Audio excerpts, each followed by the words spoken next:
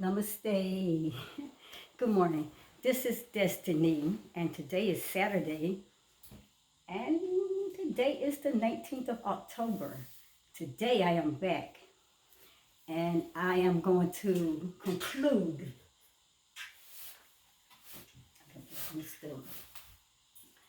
I'm going to conclude the video that I did. I believe death is an illusion. I did a introduction part, and then a week later I did part one.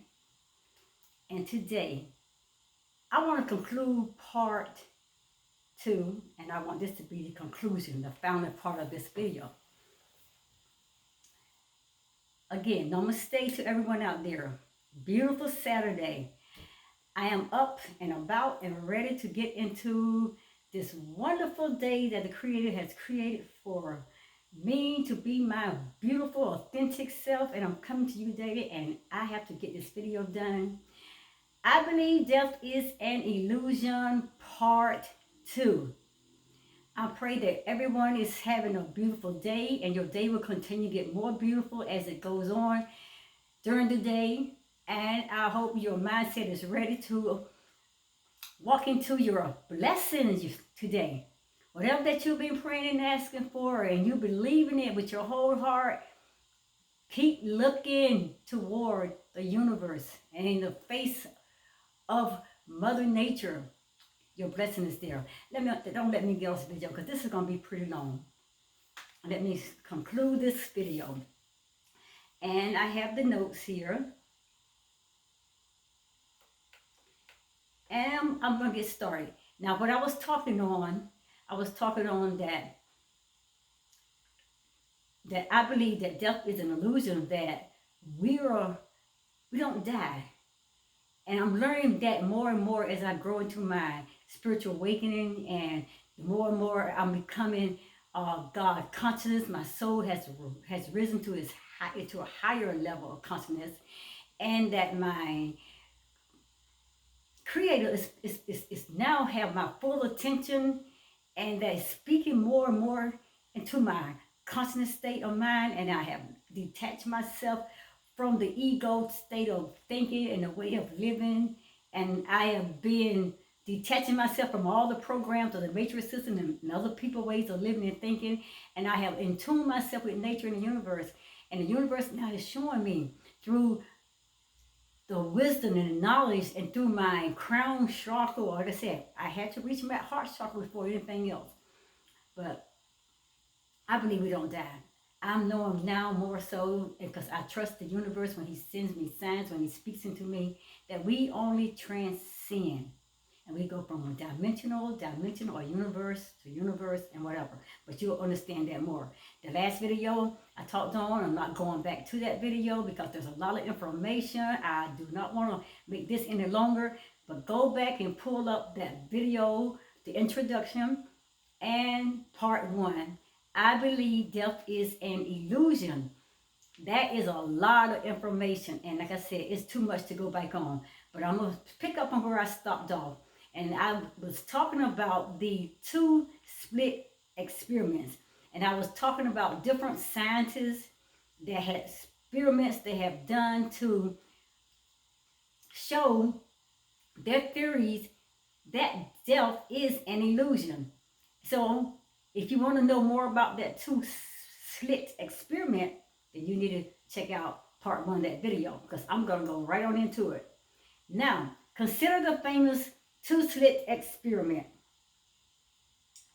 When scientists watch a particle pass through a slit in a barrel, the particle behaves like a bullet, and it goes through one slit or the other. But if you don't watch, it acts like a wave and can go through both slits at the same time. So how can a particle change its behavior? Depending on whether you watch it or not. So,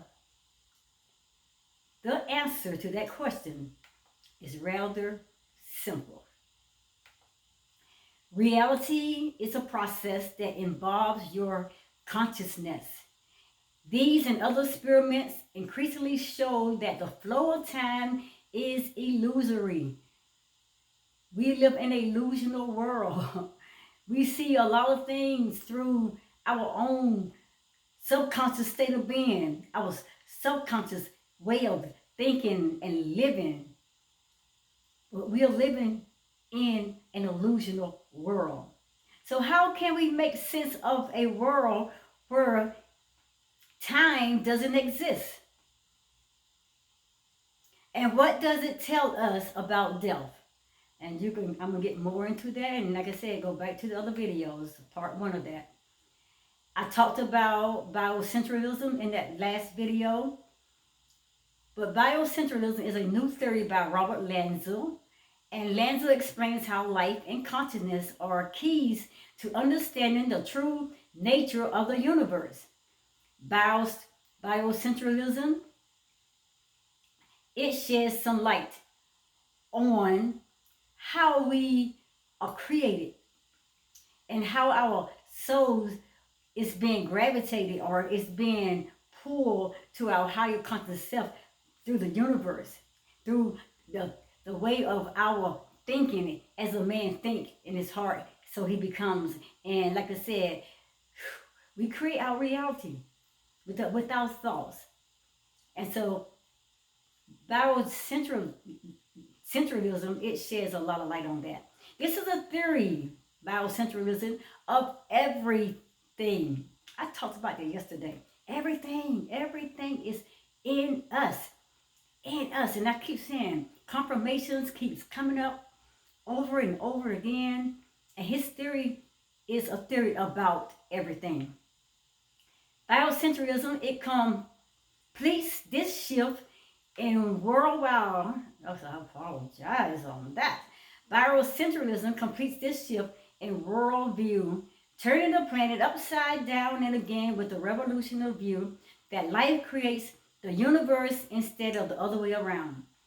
In this new paradigm, life is not just an accidental product by the laws of physics. Biocentrism takes the reader on a seemingly improbable but ultimately inescapable journey through a formed universe. And that universe is our own, from the viewpoints of our acclaimed biologist and a leading astronomer. Switching these perspectives from physics to biology, it unlocks the cages in which Western science has unwittingly managed to confine itself. And at the same time, it releases us from the dull worldview that life is merely the activity of an admixture of carbon and a few other elements. It suggests the exhilarating possibility that life is fundamentally immortal. And you have heard it many times, not just from me, but from a lot of other people. They'll keep telling you, you need to wake up and listen and hear this. We are immortal beings having a human experience on this earth. I talked in the last video about a scientist. His name was Werner Heisenberg. And you can go back and pick up the information about his experiment and his theory. And this eminent Nobel physicist who engineered quantum mechanics, he once said, contemporary science today, more than at any previous time, has been forced by nature herself, talking about Mother Gaia, the earth, to pose again the question of the possibility of comprehending reality of mental processes. It turns out that everything that we see and experience is a whirl of information, and it's only occurring in our head. Wow. So that explains. We create our reality. We create our world with our thoughts. That's why the Bible says, cast down every thought and imagination that cometh to exalt itself against the word of the Almighty God, your creator, your divine source and power. He already knows everything about you. He already predestined your life before you even were born. Before you even came here and you took place up in your mother's womb. Your life was already mapped out. And all your thoughts and everything that the Creator had created you to be was already inside of you.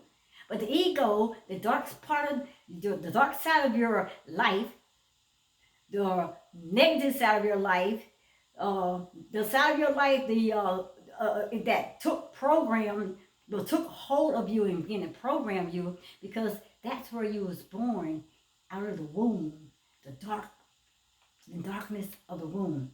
And let me not get on this video because I got a lot to do. So it turns out that everything we see and experience is a whirl of information occurring in our head.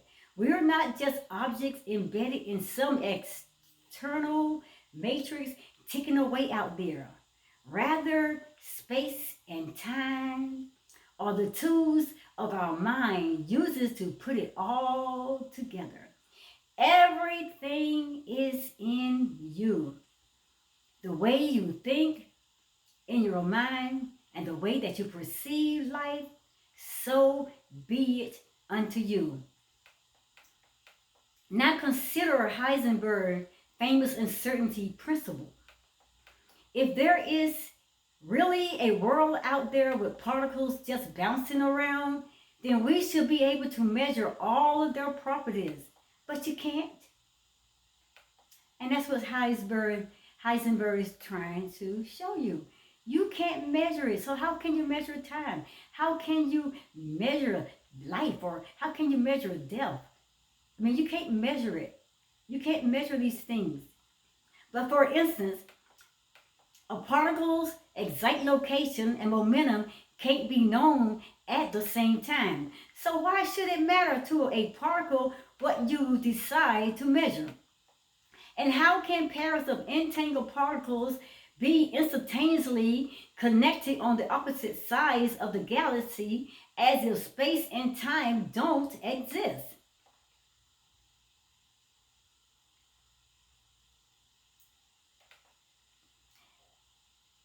And again,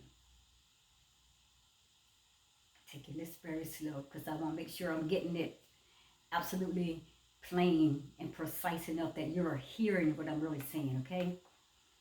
So I may stop for a while and pause. So again, the answer is very simple.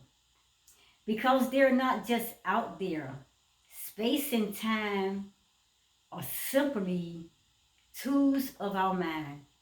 And scientists are coming up with that theory to it. And they're believing that more and more and more so.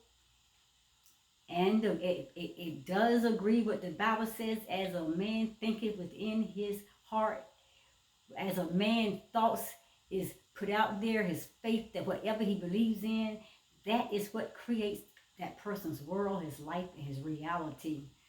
So as a man thinks in his heart, so he becomes. You become your thoughts.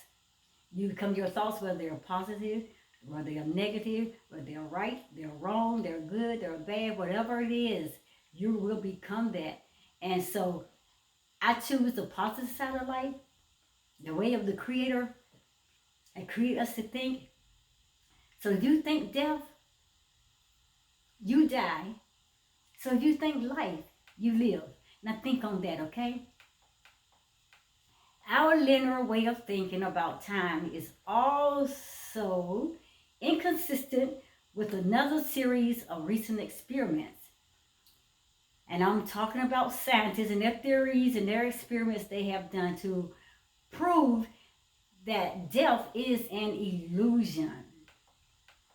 So in 2002, scientists shows that particles of light and photons, and I talked about the photons in the video part 1, and you can go back and you can pick up more information on that.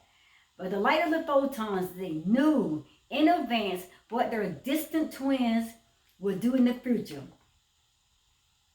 They tested the communication between the pairs of the photons. They let one photon finish its journey, and it had to decide whether to be either a wave or a particle. Researchers stretched the distance the other photon took to reach its own detector. However, they could not add a scrambler to prevent it from collapsing into a particle.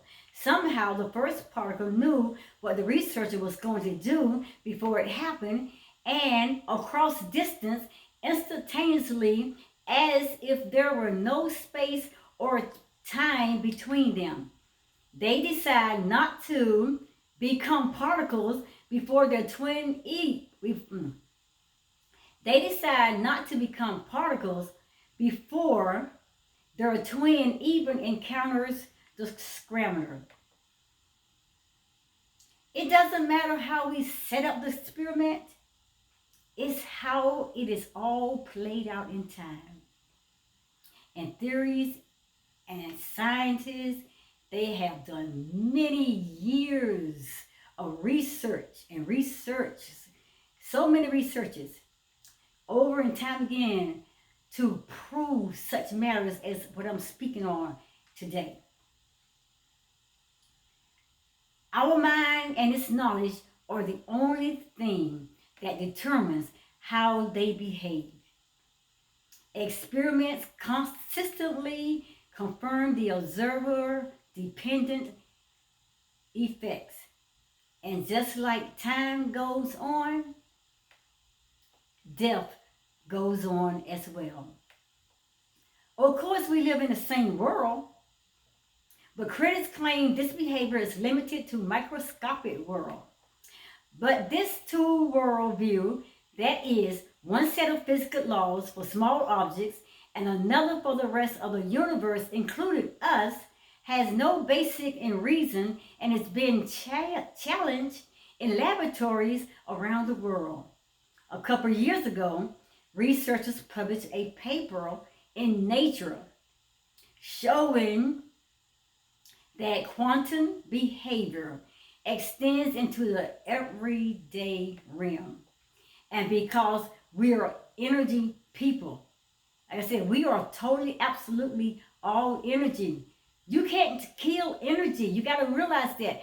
You cannot kill energy. Energy cannot die.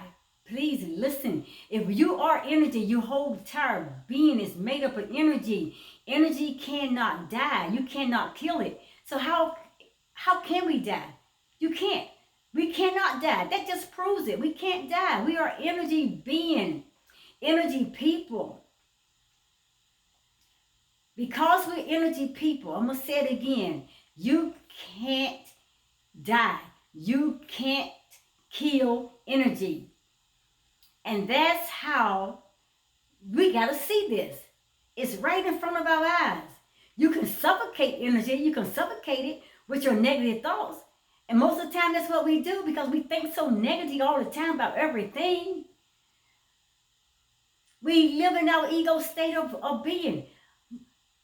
Probably 99% of our lives. And our thoughts, most of the time, is 99% negative. And that's how we kill ourselves. That's how we kill life. With our negative thoughts. And that's how we either die or live. With our negative thoughts. And I'll say that again. That's how we live. And that's how we die. With our negative thoughts. And I keep saying, as a man thinketh in his heart, so he becomes. There is life and there is death in your tongue. And whatever you're speaking, whatever you're saying, it doesn't have to be spoken out loud. It could be just a thought that goes inside of you silently. But the Creator knows and hears everything. And that's how we either live or die.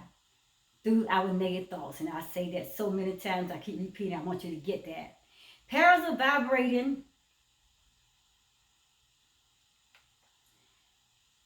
ions were coaxed to entangle so their physical properties remained bound together when separated by large distances. And now Albert Einstein, he quoted something that was pretty profound, I thought. He says, spooky action at a distance And that's how he put it. All the sayings that were just spoken. He said that is spooky. Spooky action at a distance. And that is the way that Albert Einstein addressed that. Other experiment with huge molecules called buckyballs, this is more scientist improvements, also show that quantum reality extends beyond the microscopic world. And in 2005, KHC03, crystals exhibit entanglement ridges 1/2 inch high, quantum behavior nudging into the ordinary world of human scale objects. What I'm talking about, what these sciences is trying to prove to you, their theories, guys, I'm telling you, this is science, people. If you don't understand science, maybe you may need to take another course. This is science. We are living in a scientific world. We are created from the mathematics of science, and we are made from the elements of the universe. But they don't tell us that. We were never taught that. School don't really tell us that. We weren't taught that in our churches. We weren't taught that in our religions. We weren't taught that in our faith. Whatever it is that your religion is, or whatever that, we're not taught this in the matrix systems. We're not taught all of this. Nobody's telling us this. They even created movies to show us who we are.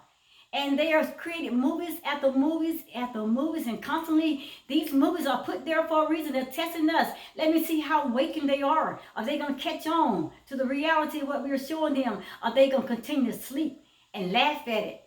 And laugh at it and say, oh, what's so funny? And this is such a crazy movie, but it makes sense. It doesn't make sense.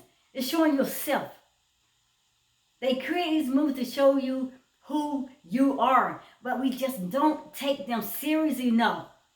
And then we just continue to gauge into it as entertainment and laugh. But the laugh is on you. We generally reject the multiple universes of Star Trek as a fiction. And I know you all remember that movie. Over and over again, we've seen Star Trek. They said it was a fiction movie. But it turns out there is more than a morsel of scientific truth to this popular movie. It was showing you who you are. And we took it like, because it was way out of our thinking, way out of the way that we see life, because we never saw ourselves as spiritual beings, immortal beings.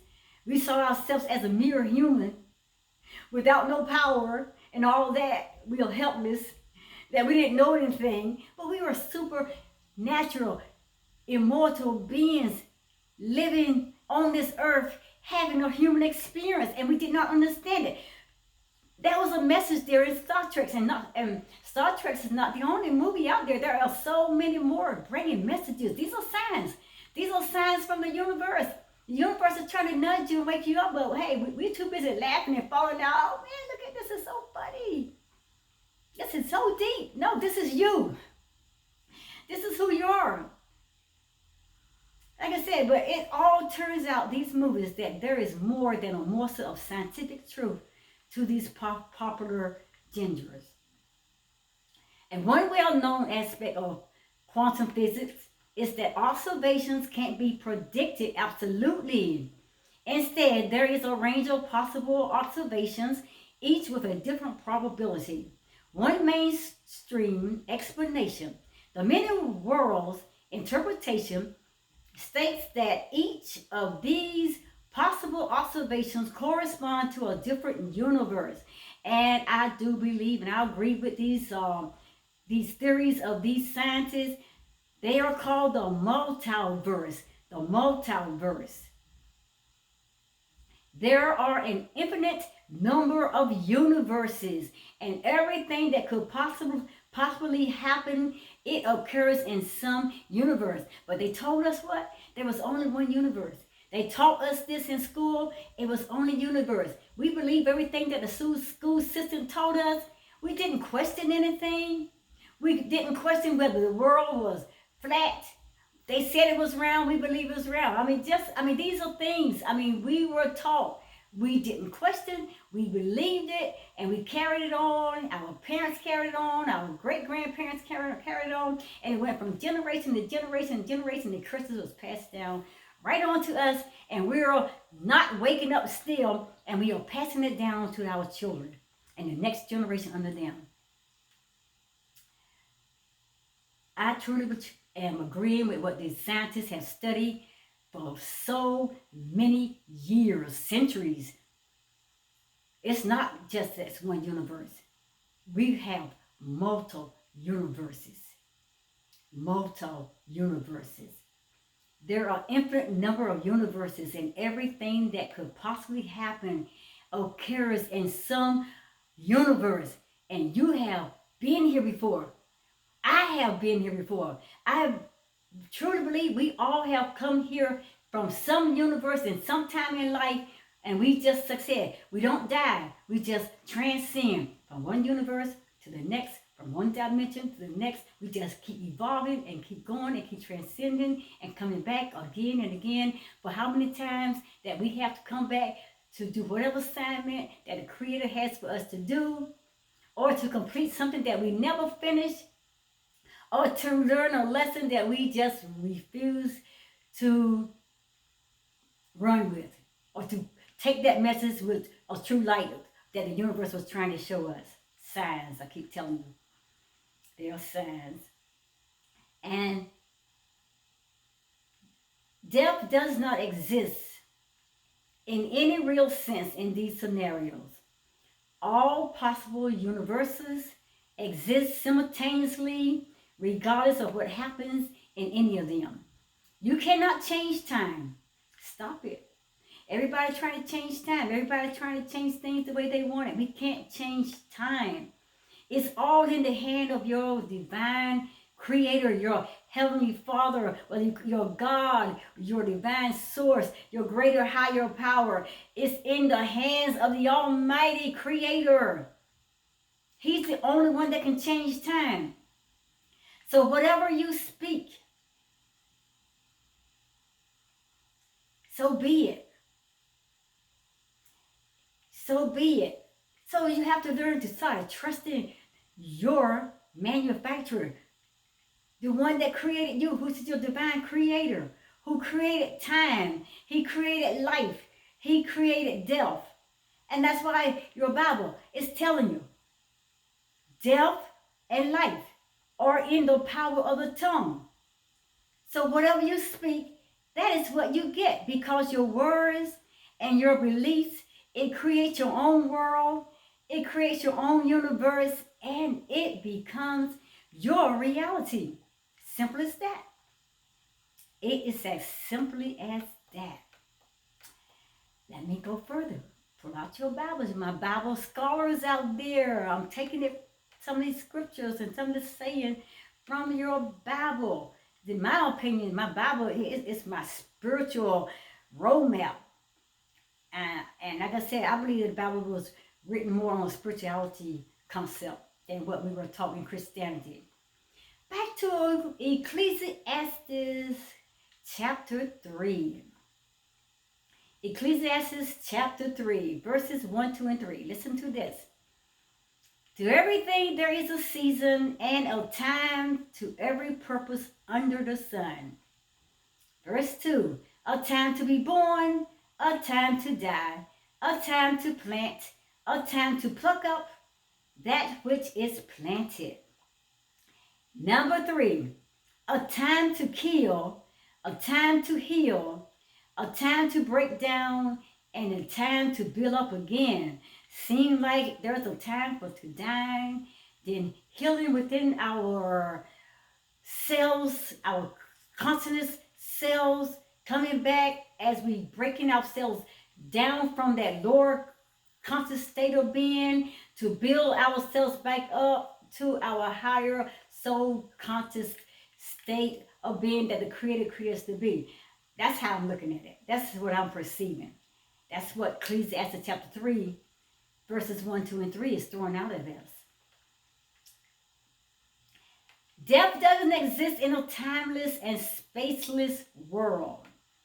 Immortality doesn't mean a perpetual existence in time, but resides outside of time altogether. And you got to get this. I keep saying, please get this. We are infinite, immortal beings having a human experience on this planet. In short, let me say it like this: death does not actually exist. Instead, at death, we reach the imagined border of ourselves, the wooded boundary where, in the old fairy tale, the fox and the hare says goodnight to each other. And if death and time are illusions, so too is the continuity in the connection of nouns. And I live in the now moments. We have to have these now moments. There is no moments beyond our nouns. Nouns is our most truest form of living. So, where then do we find ourselves? We find ourselves on a rung, on rungs, just like a ladder, that have been shuffled and reshuffled everywhere. We've been shifted, transmitted, transformed, transcended. We have been transit out of here. From one dimension, from one universe, from one place to another. We on rungs. We are supernatural human beings, super beings like those heroes. We like Superman and Batman and all those superheroes out there thrown off, just going off into the universe. Let me stop. I'm not going to get you out there too deep into that. But we are on rungs that can be shuffled and reshuffled anywhere. And we live in a succession of nouns. That is our reality. We live in the now. We are not living in time. We are living at the moment. That's where people get so mixed up because they try to live beyond the present moment. You are your present moment. Your reality is what you are living right now. We are living in the now. We have a strong impression that things are there in definite positions relative to each other. But there are nouns. There are nouns, nothing more and nothing less.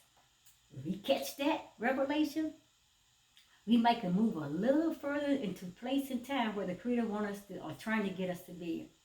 Life is an adventure that transcends our ordinary linear way of thinking. And when we die, we do so not in the random biller ball matrix